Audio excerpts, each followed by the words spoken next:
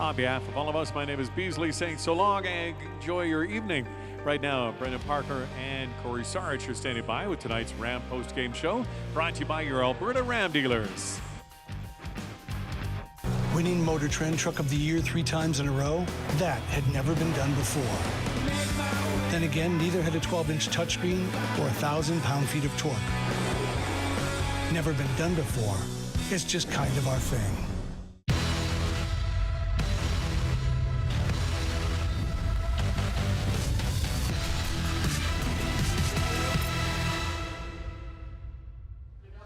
Yeah, welcome in. Flames Postgame Live. It's brought to you by your Alberta Ram dealers. Brendan Parker alongside Cory Sarich back in the big seat, and another Calgary Flames victory. I think you might have a little bit of good luck alongside you. It's about time. Your record's pretty dashing, I'd say. I think there was a time when I used to come in here and cringe and just hope that we'd get some points so that I could stick around and come back again. Yeah, that's right. So we'd bring you back. This has been very enjoyable this year. It's a good stretch here. Welcome back anytime. 6-3 the final here tonight. Calgary Flames victorious over the New Jersey Devils and continue their nice little run here on home ice as well. Obviously coming off that loss against the Colorado Avalanche to finish off that 5 games and 7-night stretch. This one might be a little bit of a tricky one, just knowing you had 2 non-game days. You're trying to sort of recover from that busy week last week. Is this one, a tougher one to kind of, reset and then come right back at it to try and wind it back up again into this schedule? Yeah, definitely. And I was a little nervous in the first period. You got a team that's coming in here in the New Jersey Devils that just played last night. They're on their back-to-backs. They lost last night. You never know what kind of a response you're going to get. And I just originally out of the gates didn't really see those waves of forecheck that we've been used to from the Calgary Flames, and that just kind of controlling presence. They've controlled in the shot clock. They've showed in their aggressiveness on the ice. But it came. And you know what? Maybe that's just a product of Calgary Flames getting a little time off, them getting their feet back underneath them. And, man, they've got to be tired after that road trip you just described. Yeah. Well, end of the road trip, but I mean, just that many games and that many nights. Yeah, absolutely. And Blake Coleman, I think he said it's just like you almost like you were in a car wreck. By the end of the week, you have to try to kind of figure it back out and get the legs underneath you again, and they kind of did that, work through it. Let's maybe take a look at the highlights here tonight as we run through it. We'll hear from head coach Daryl Sutter coming up in just a few moments' time, but here's a first look at how the offense starts, and it's Brett Ritchie getting his first goal of the season, and nice little presence in front here, though, by Milan Lucic, isn't it? Yeah, and this line, just all 3 of them were buzzing all night long, and they were a big factor for the Flames being allowed to get their feet underneath them. I thought this line carried a lot of the momentum throughout the first period for the Calgary Flames. Yeah, had a nice presence throughout the entire evening, and we'll see more of that as these highlights roll along. The Devils did have an answer, though, to tie this hockey game up, and this is a nice little release in tight from Dawson Mercer, just kind of using Tyler Toffoli there. Yeah, he got a little bit of space, and I was kind of surprised that he was able to get this much on the shot. Toffoli was in good position. His stick was there, but just couldn't get a piece of it, and, right underneath the bar. So Mercer's got his 15th of the season, 1-1, but the response, and we've talked about this really throughout this entire stretch of home games, the Flames' ability to kind of stick with it, and this one comes before the end of the first period, Andrew Mangiapane's 30th of the season. Yeah, and they took advantage of a New Jersey Devils team that's not very good in their own end. Blocked shot there, and you got Devils already leaving, thinking about offense, going the other way, and good job by the Flames capitalizing, and they did a great job of that all evening. Anytime they faced a little bit of adversity, they answered the bell, and that's the sign of a good team. So they're 2-1 now after 20 minutes. We go to the second period, and this is a PK Subban shot that somehow finds its way through Jacob Markstrom to tie it up at 2. I don't think he even knew he scored.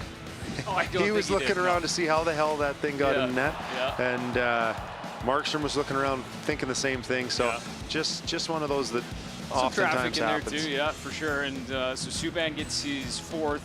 But here would be the explosion back the other way. It's nice defensive work. Get the stop in the D zone and then all the way back up. And look at the speed from Dylan Dubé. Great transition. Dubé, he's thinking about shooting the whole way. Made his decision early and nicely just over the left pad there. Beautiful release. Nice shot from Dylan Dubé. Talked about the pass from Matthew Tkachuk in our second intermission interview and just how difficult that pass is and how easy he made it look. 7 on the year for Dubé. And then speaking of Matthew Tkachuk, how about the outlet here from Eric Branson, just perfectly on the tee, and Tkachuk finishes it off. Yeah, and that was a very timely goal. The Devils are still in the game, just like they were last night for a little while in Vancouver. And eventually you get this one, and this just kind of completely deflates them. It was a nice finish by Matthew Tkachuk, but Eric Branson keeps racking up his points, and that's a great outlet pass. Yeah, he's already got the career high, keeps adding to that total. And then that's after goaltending change from New Jersey. This was shortly thereafter, 58 seconds to be precise, and Milan Lucic gets credit for this one. He's had a good net front presence all night, and he gets rewarded here. Stick on the ice. Anderson's looking for him, and I think that play ended up just like how it was drawn up. Yeah, absolutely, just perfection. And 5-2 after 40 minutes, right to tape, right? That's all that matters. We get one here early though from New Jersey. They come on in the third period, and Igor Sharangovich gets this one to make it a 5-3 hockey game, his 15th. But we get an insurance marker late in the third period after a big penalty kill, which we'll talk about as this post-game show rolls along. But this is the release. Nice shot, though, here up underneath the bar. Yeah, and a dangerous 3 players there on the ice. And just a little unfortunate. Flames couldn't quite gather themselves there.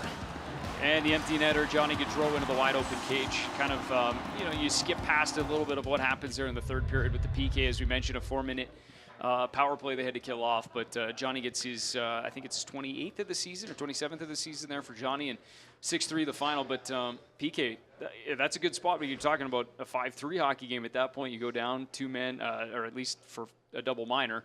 You got to kill off a 4-minute power play, which is obviously could change the momentum of that hockey game in that third period. Yeah, and if you look at the New Jersey Devils, they've given up a few shorthanded goals this year. So good on the Calgary Flames and applying lots of pressure. And they were thinking about it, right? They took their chances, they took their shots down ice, even though they were on the PK. But first and foremost, they got the job done and at a critical time. Yeah, well said. And a couple of saves in there, a couple of block shots. Obviously, a couple of good looks at the opposite end of things as well. Jacob Markstrom solid when needed to be called upon, both in the first period and then in the third in parts as well. Yeah, it was kind of a game that had him busy at portions. Then there were times where he was kind of just having to bide his time, stay ready. It was just, it wasn't a real consistent game up and down the ice. But again, the Flames had consistency within their game. It's just for Markstrom, his workload was kind of, very sporadic. Yeah, well said. All right, let's go hear our first comments post-game here tonight. Head coach Daryl Sutter at the podium. Let's listen in on what he thought of tonight's victory, 6-3 the final. So I think it's a good move for our club. Gives us a right-hand shot, playing top 9. Player that's had to play in playoff races, which is important for our club, I think. Do you envision him up the middle, or is that something you need to see? I don't know yet. I haven't talked to him. We'll just see. He's played primarily on his off wing and at center. You've been through these deadlines from both, like, obviously as a coach and as the manager. What's it do for a group when the manager goes out and makes a couple of investments like Brad has done in the past month and change? Well, both guys everybody knows. So it's not like it's an acclamation. That's what it means, right? Made trades last year too.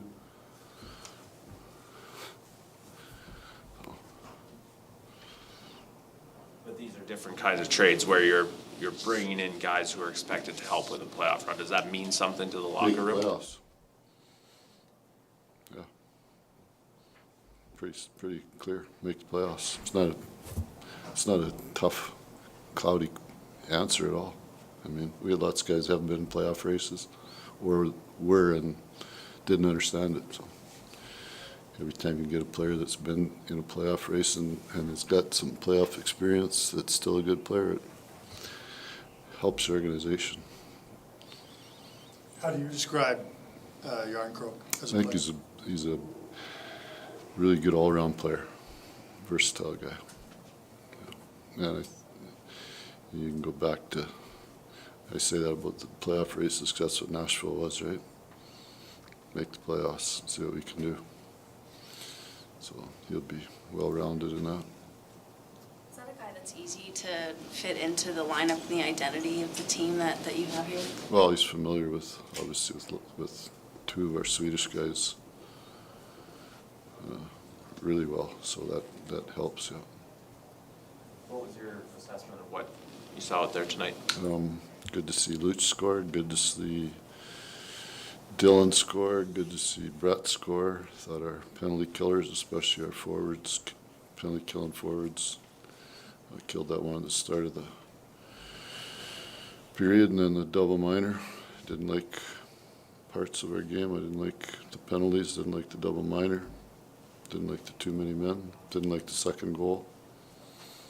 So, outscored our mistakes tonight. Dylan ends up with a pair of points that always jumps off the sheet, but what did you see out of his game specifically? He was strong getting after the puck, strong using his speed in various parts of the ice. Won a face-off too. The second goal or the first goal is a face-off goal that we score. Really, stays in the zone that Brett ends up scoring. That's face-off. When you bring in a player and nobody's going out, it's just one more spot less available every night. How can that help? It's competition. It's competition, very clearly. As a player, the guy that can play in your top nine, play anywhere in your top nine, it's competition. So other than one line, we've moved guys around all year. It's because nobody's grabbed onto it enough, right? So it's more competition. Right? It's not I'm up and jump over the boards. It's about performance. And to that end, you saw 2 or 3 guys jump up and prove that they maybe deserve a spot. Those guys I was talking about. Yeah. Well, it's the depth, right? That's those guys play roles in our team. They haven't had much ice time. Brett didn't know till 5:30 he was playing tonight. So you need that. It's your top guys aren't on. You like this time of year, trade deadline with all the talk? It's good when it's over. Player, I've been there as a player, been there as a coach, been there as general manager, been there as consultant, been there as everything. It's good when it's over. It's hard, even more so now because of all the networking and everything that goes on, right? That's the toughest part about trade deadline is players don't get traded because the team doesn't like them. Right? That's the way it works. When you talk about guys kind of jumping up into spots, I mean, Trevor Lewis has played in a lot of different spots this season. He is a veteran you talk about a lot, but what have you seen from him in recent weeks? He understands the races that this team's in. He understands what it's about. Plays a role. He's played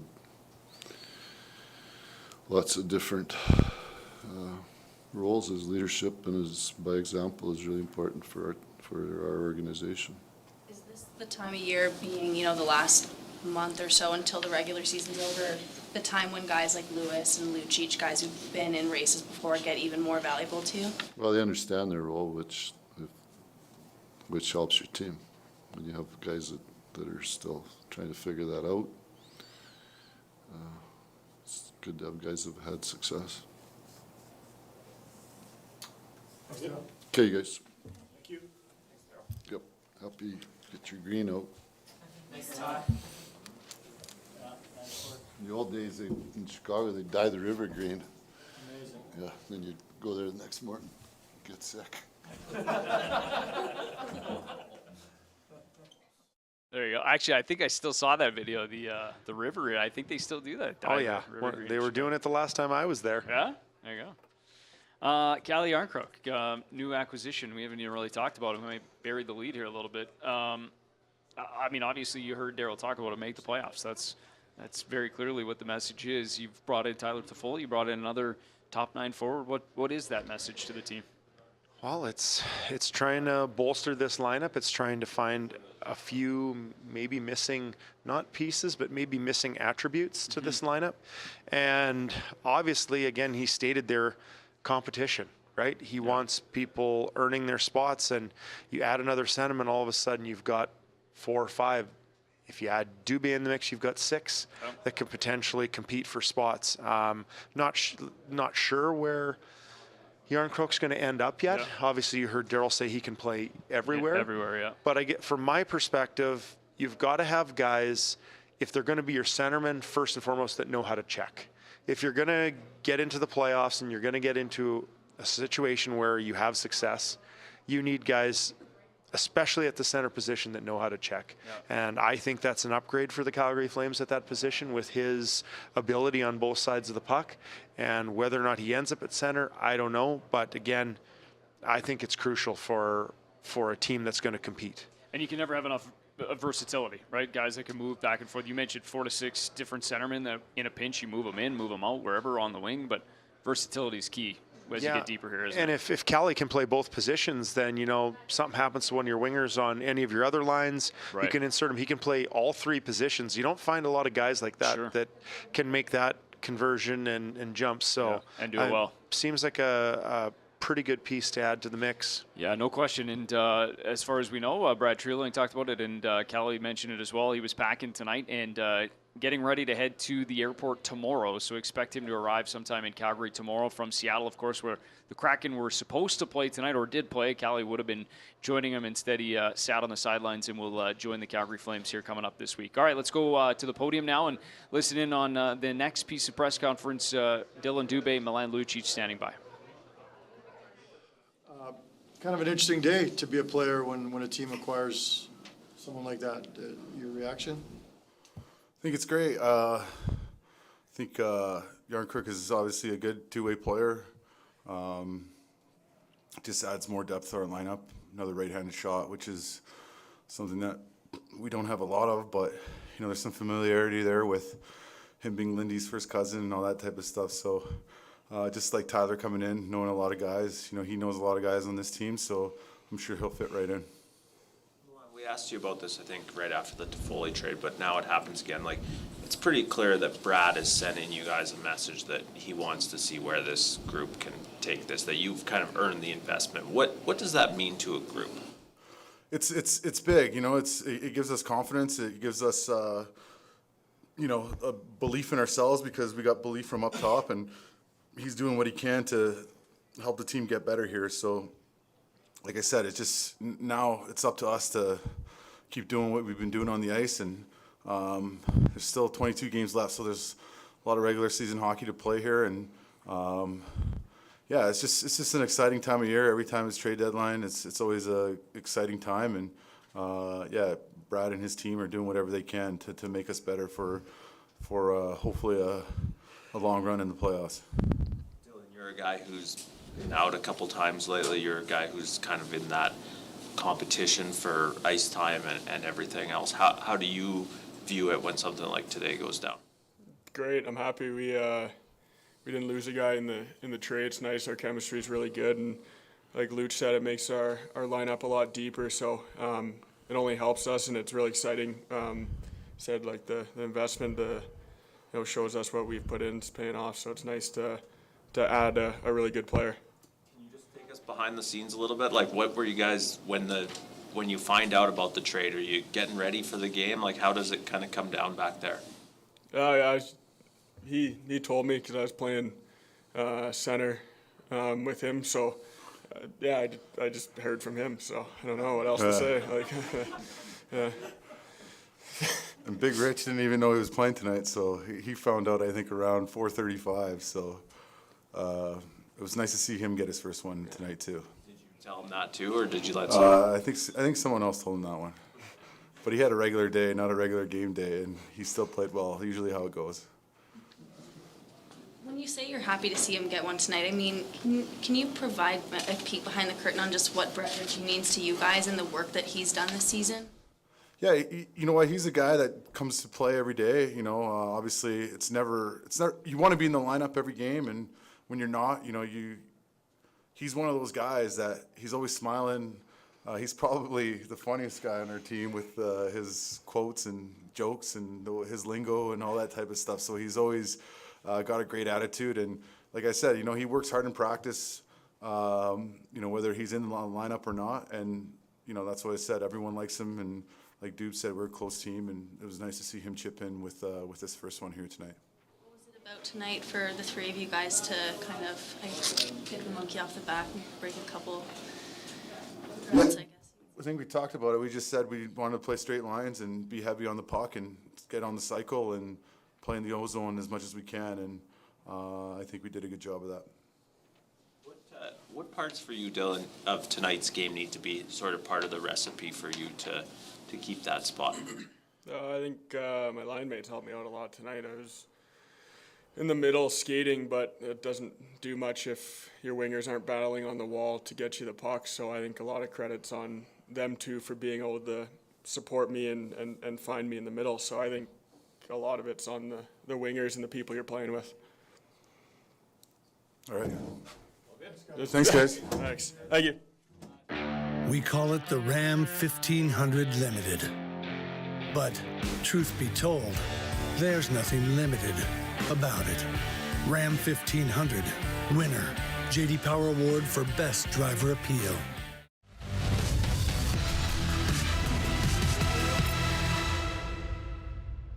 All right, welcome back. Flames TV Live, brought to you by Alberta Ram Dealers and Cory Sarich, Brendan Parker, 6-3 final. The New Jersey Devils, they come in here on back-to-back games and lose 6-3 on consecutive nights.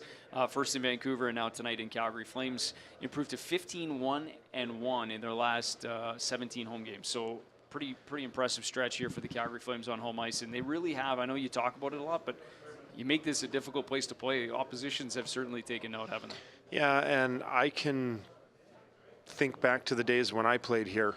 And, you know, that started in 07, and that was always our downfall. I'll be honest.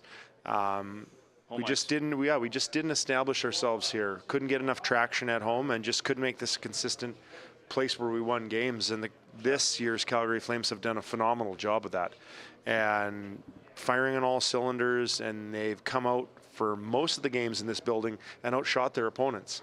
And it's very difficult when you come into a building and you see those stats and what you're up against. You know, other teams, they're reading the stats packs. Yep. If they didn't know before they come in here, well, they will know when they get here, and I'm pretty sure everybody knows now. Yeah, check the game notes, as they say. We'll put a wrap on this, leave you maybe with one quick thought about seeing some traction around the National Hockey League now, just with some trades coming down. I mean, is this, what's the mindset of a player as you're, you know, seeing some activity? Are you paying attention? What were you like in terms of this time of year? I don't think I was ever on the block. So for me, it was always very interesting. I was always intrigued as to where players were going to go. You were seeing what players you knew, friends that you knew who were on the move. I can only imagine for the guys that are hearing the rumors leading up to it, it can't be easy to block it out. Yeah. As much as they might say it is, I don't think it can be. Who's that handsome devil walking behind us? Yeah. 8:04 tonight for Bax, by the way. Yes, congrats on that. Bax moves into third all-time. Yeah. Games played in a Flames jersey. And first as a player drafted by the Calgary Flames, which is passing Al McInnes. That's a pretty impressive mark. Yeah, and I said the other night when Bax first came in the league. You remember it? Oh, they gave him a lot of chances, let me tell you that. They worked through the kinks. Good on the Calgary Flames. We wanted to see your, you know, he's probably still listening too. I was hoping he. Yeah, I know. I was hoping he was. Yeah, I forget what even we were talking about. Trade deadline, but just about paying attention. And you can't help but notice it these days. I think when I first came in the league, it was probably still newspapers, and you know, you'd actually get a phone call. Right. And you know, really, cell phones were. And text messaging and everything else was kind of non-existent early in my career. So it's probably better in a lot of ways. Well, you could kind of just hide out, wait, and but maybe that's even more nerve-wracking. True. There probably were a lot of guys that probably just hit them right out of the blue. Yeah. Didn't know they were on the block. Didn't know they were even part of anything. And all of a sudden, you get a phone call, getting prepped to go out for a game or whatever you're doing after a practice. And sayonara, you're on your way. Yeah, get to the airport. Well, and now it's just a lot of doom scrolling. Now you're just if you're catching or trying to take a peek at what's going on, you're probably on social media or maybe you're just trying to stay away from it. It's one or the other. I'm sure there's two different types. Yeah, just keeping a pulse. Yeah. But I know being traded is not easy. I have gone through that before. Yeah. It happens quick. You get a message from your former GM. Yeah. They thank you. and off you go. And then it's a new set of equipment. It's a new set of teammates. And the great thing about the NHL, though, is it's an easy place to adapt. And most of the hockey teams that I've played with, great locker rooms, very welcoming. And you get in there, and it feels like you're part of the team instantly. Yeah, which makes a huge difference. And for both guys that we've talked about here recently, Tyler Toffoli and Calle Yarncroke, obviously both have familiarity inside the locker room, which I know we talked about with Tyler. That's got to help too. You got a couple of guys you can immediately turn to ask questions or whatever it might be, and maybe even a place to stay for the first couple of days. And I guess the Swedish Mafia gets a little bit of a boost here in town. Yeah, I think we're trying to count them. I'm running out of fingers to count them. Up to 6 Swedes now on the active roster. Nevertheless, Calle Yarncroke, the newest member of the Calgary Flames, he'll join the team here sometime on Thursday. Maybe our first opportunity to see him in the lineup Friday, otherwise in the not-too-distant future. As for this hockey game, 6-3 the final tonight. The Calgary Flames rocking the St. Patrick's Day unis in warm-up. Those will be auctioned off as well, or given away. And they get the victory as well. And now it's on to the next home game to wrap up a short little 2-game set. It's the Buffalo Sabres here on Friday night, the first of back-to-back games. They're in Vancouver on Saturday. For all of us here at Flames TV Live, thanks for watching the post-game show brought to you by your Alberta Ram dealers. We'll see you on Friday night back at the Scotiabank Center.